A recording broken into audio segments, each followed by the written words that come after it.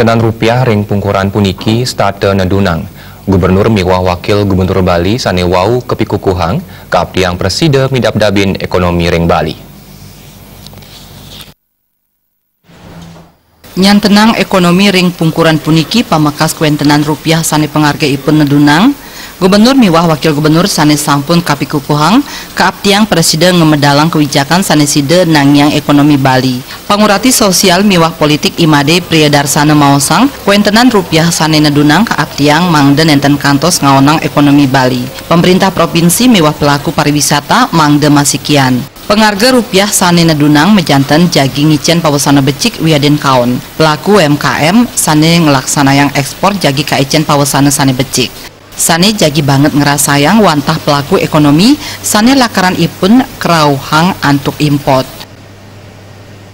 Melihat dari situasi perkembangan ekonomi sekarang di Indonesia dengan turunnya fluktuasi rupiah terhadap dolar, saya kira sudah mendekati hampir 15.000. Jadi mudah-mudahan ini tidak menjadi sebuah kendala ekonomi. Saya kira perkembangan pembangunan masyarakat di Bali.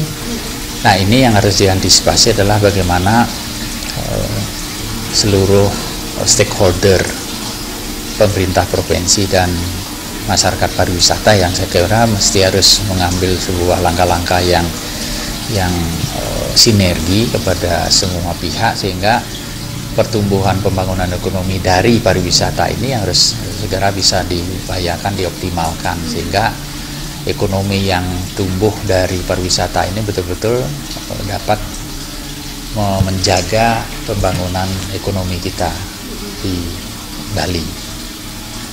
Saya kira itu yang harus diantisipasi oleh semua.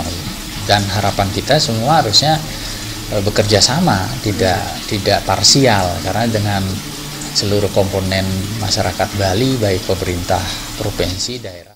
Ipun taler ngewohin pelaku usaha pemekas UMKM kaabdiang mangde sayan akeh ngelaksanayang ekspor mawinan panincap pengharga dolar saya wakti kerasayang pawasana ipun. Agung Ria miwah Bayudi Bali.